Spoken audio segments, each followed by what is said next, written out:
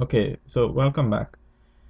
In this module, you're expected to learn about the different VM file types, the different configuration settings we have for a VM, settings and options.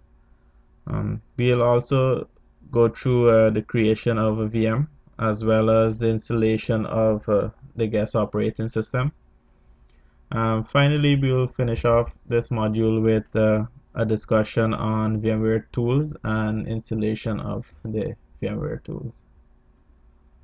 So let's get started with this.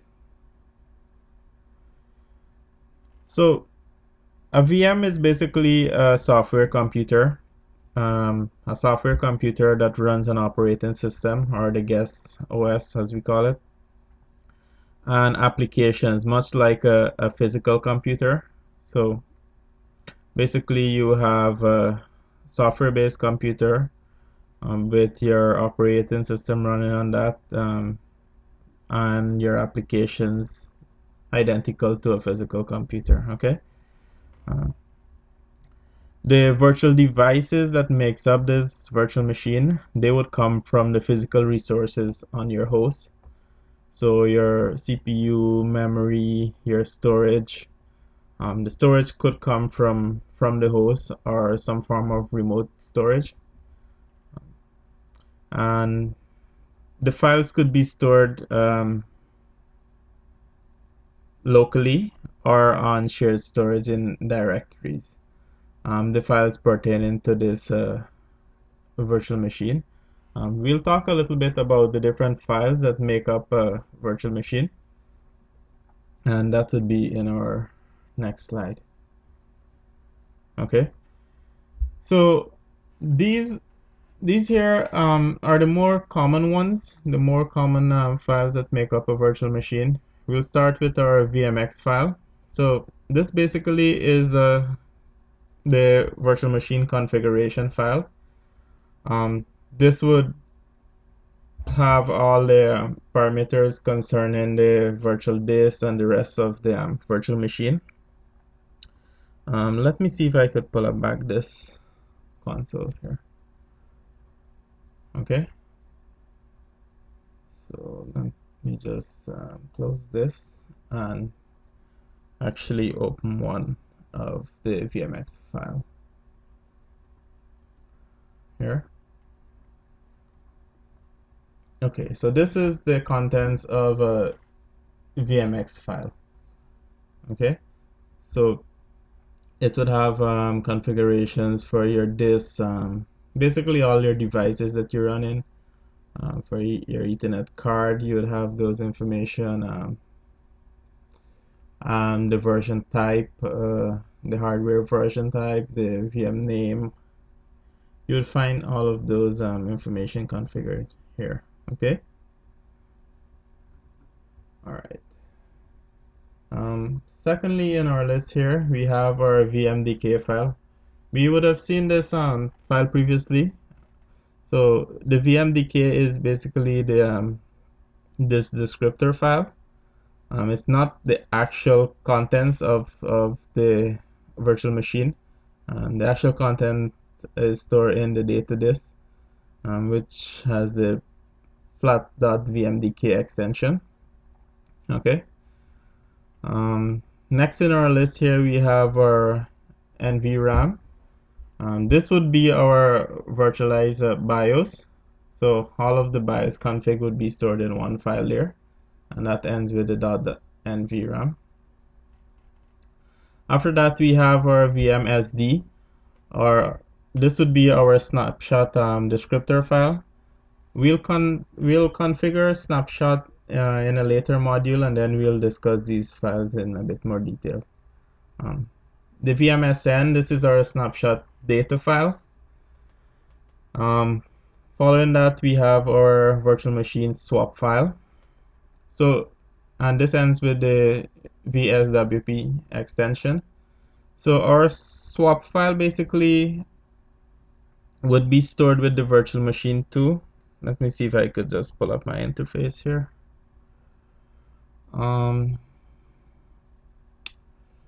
Okay. let's go into one of our virtual machine that we have running.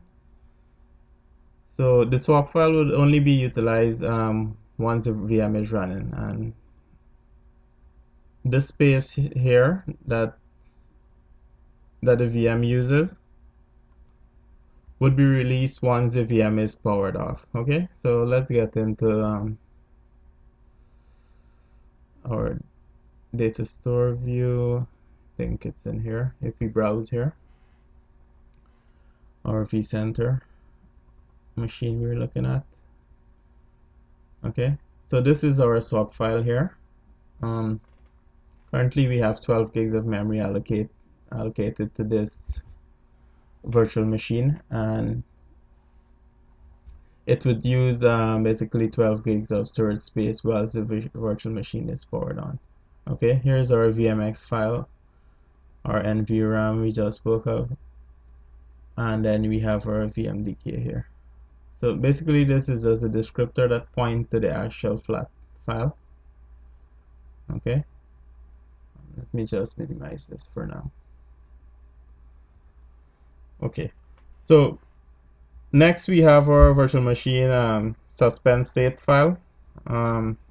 This is when we suspend our virtual machine. It's captured in there. And next we have our log files. If I could just pull back this interface here. Our log files would end with a .log extension. And for the current log file actually would be listed with a .log extension, and the older ones would be listed with the numbers in front of it. Okay. Okay, so let's move on from here. In a nutshell, the basic components that makes up a virtual machine is our virtualized hardware, and then some sort of guest operating system. We have a couple different ways where we could install our guest operating system. One could be the DVD or CD media on the actual host. We could also use a ISO image on the actual data store of that host, or we could connect our client. We could point our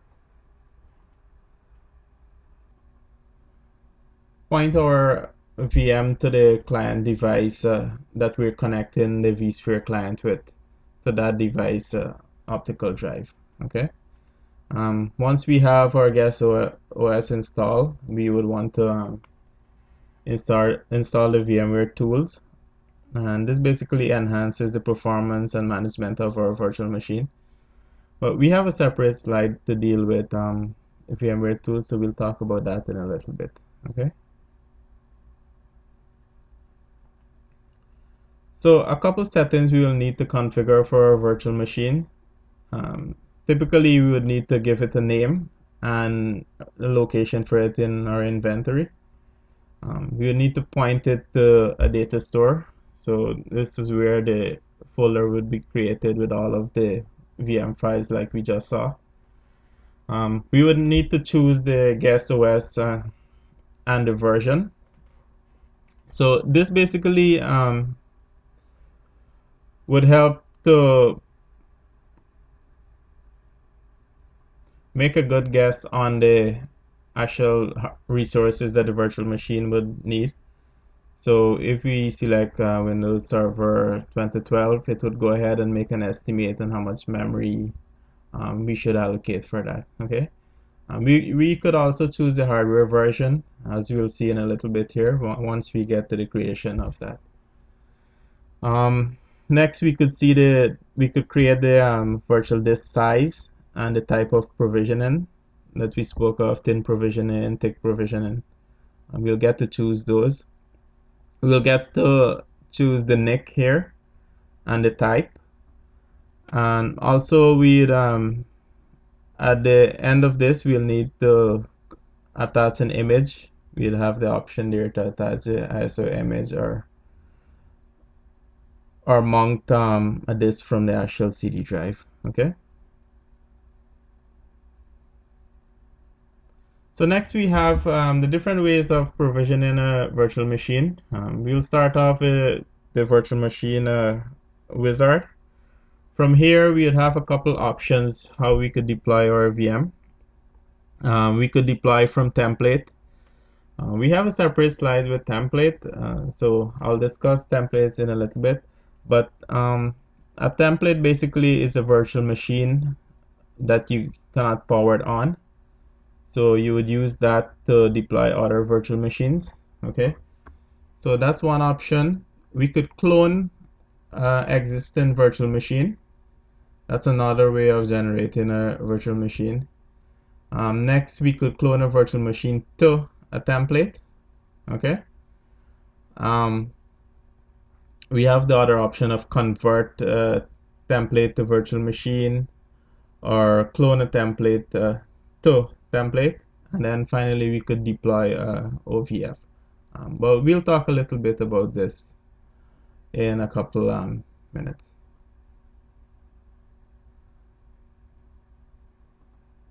For hardware, we will need to choose the number of CPUs that we're assigning to the VM. Basically, you could assign based on the number of cores that the physical machine have or the host, and you cannot exceed that. But for memory, you could over provision your memory. So basically, by over provisioning your memory, you're assigning more than you actually have. Okay, so that's one thing you could do. We will choose our NIC. This could either be Intel E1000, the VMX Net 2, and the VMX Net 3. Okay, that's for our NIC type. Next, we would have our SCSI controller. We spoke about this in a different module, but these would be our options for a SCSI controller. Okay. Continuing with this, we would choose our CD or DVD drive. I did spoke a bit about this just now. We will need to create our virtual drive or RDM mapping. So this is where we could do both of those on our hard drive. And then we have some other settings that we could configure. Okay, so this would make a lot more sense once we get on the interface. We will do that in a little bit.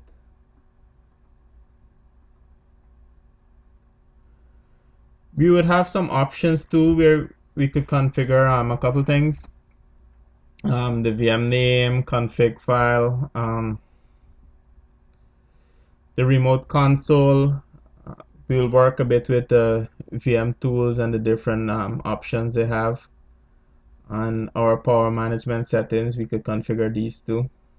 But I'll discuss these more in detail once we get to the interface though. Let's just go through these like really fast and then get to that. For our boot options, we could configure a couple things like force to boot into BIOS after restart. The boot menu delay, we could set that here too. Sorry about that. We could configure some advanced settings like debugging and statistics, and we also could configure our fiber channel and PIV. So this basically is where we would configure our WWN, our worldwide name, to be assigned to each VM. So we would normally do this if we want to track the VM traffic in our SAN fabric. Okay, so you could configure that there too.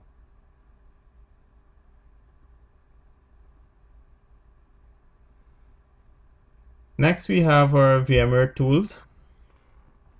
Our VMware tools, we would install this after we have our guest operating system in place.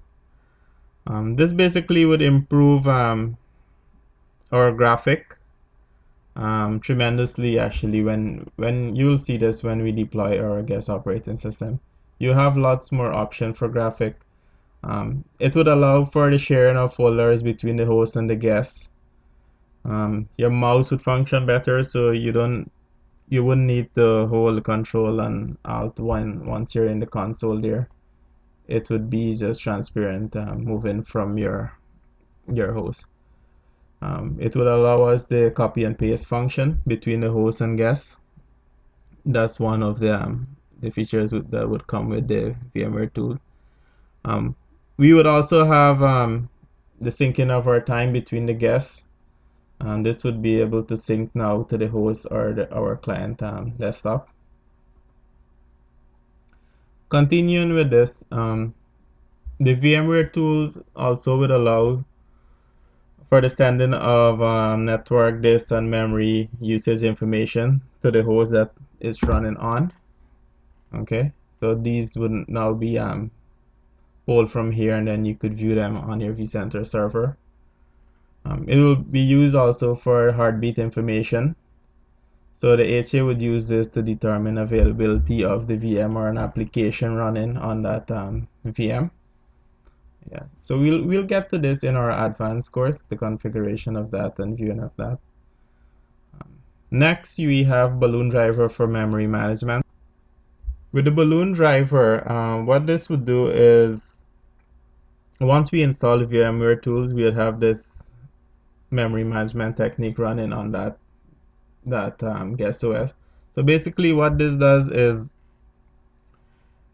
if the host is running low on memory, it could communicate with the balloon driver on that VM and inflate that balloon to regain some of the unused memory in that virtual machine and provide that back to the host that's running that virtual machine. Okay, so you would have that feature once we have our VMware tools installed. Next, we have the ability to gracefully shut down our guest OS. So rather than logging into our virtual machine, our guest OS to shut down, we could just from our console, from our vSphere console, we could now just restart our guest OS from there or shut down the guest OS. Next, we have our performance monitor counters. Once we install the VMware tools, some additional counters would be installed. So this would be basically for Windows guest OSs.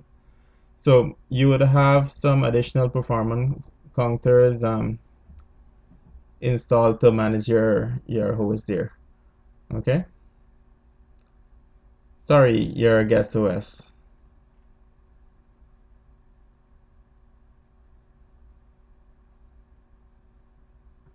Okay, so let me just pull my console up, and then we'll do some work on the creation of virtual machine and examining some of these things we discussed.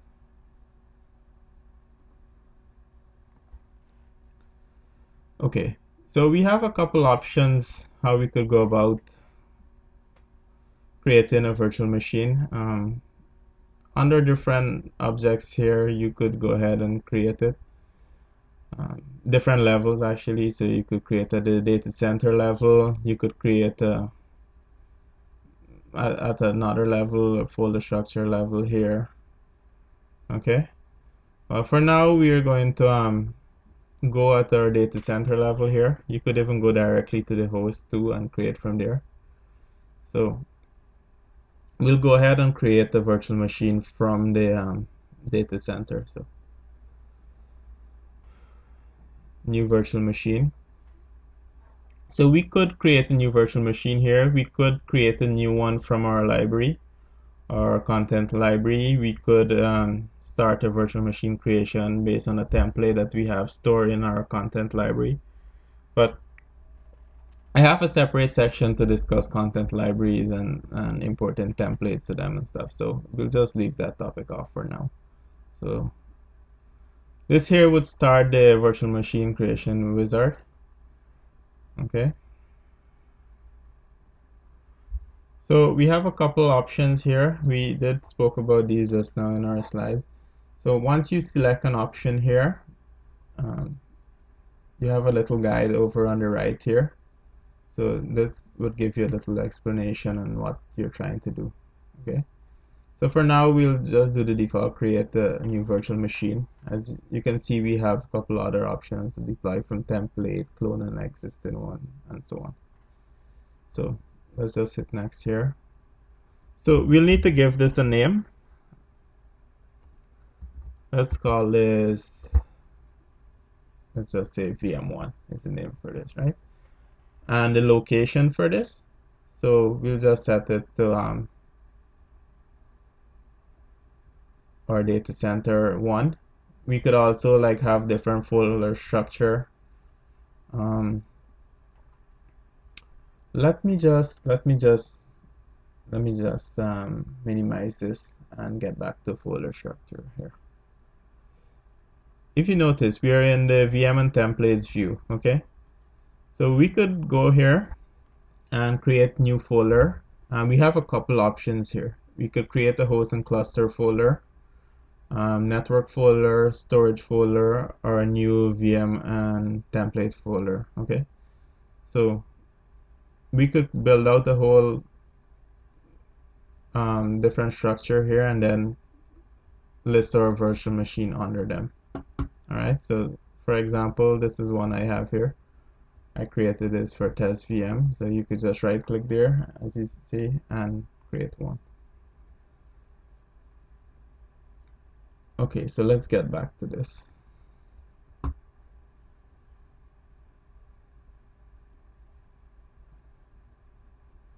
Okay, so we'll just leave it at the data center level and then hit next.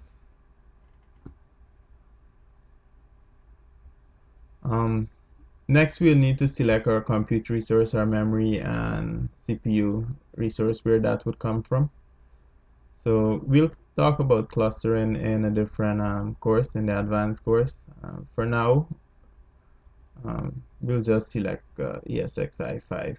Okay, so it does a compatibility check, and we saw that that succeeded there. So we'll hit next from here. So we have a couple options for storage. All right, so for storage, we could select our different data store from here. Well, for now we only have one. We could also select our VM storage policy if we had one.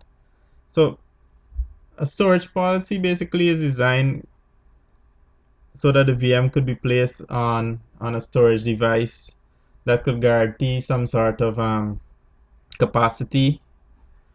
So basically, it's a policy that could guarantee some sort of capacity or performance, some sort of availability or redundancy setting. So we'll get to that in our advanced course though. But just in case we had one, this is where we would select that. So we don't have one, we just hit next. Okay, so this is the compatibility for our VM. If we click in the drop down here, we have a couple different options. Okay, so if you were running like ESXi 5.5 or 5.1 host in our infrastructure too, and we would need to move virtual machine around, we would want to select like one level that is compatible with all. So if you notice, when we it's default to ESXi 6, you notice the hardware version on this is version 11. If we were to change this to 5.5, look, this would change to 10. Okay, so let's just put this back to the default because we are running just 6.0 hosts in our infrastructure. All right, so we'll hit next. Okay, so this is where we select our operating system. Okay, so family would be Windows. You have a couple options here: Windows, Linux, and other. So if we go Linux, we would see the different versions that we could install here. Okay, it's really a wide list here that we have. Okay, if you choose Windows, you have quite a few here too that you could select from. Okay, So selecting a operating system or the guest OS version here, this basically just make a recommendation as we progress now. It would make a recommendation for our memory and our CPU and things like that, or our controller for our storage. It'll just make a good guess on what we would need. Okay, so let me just set this to one that we would actually install. So I'll select server 2012. So let's hit next.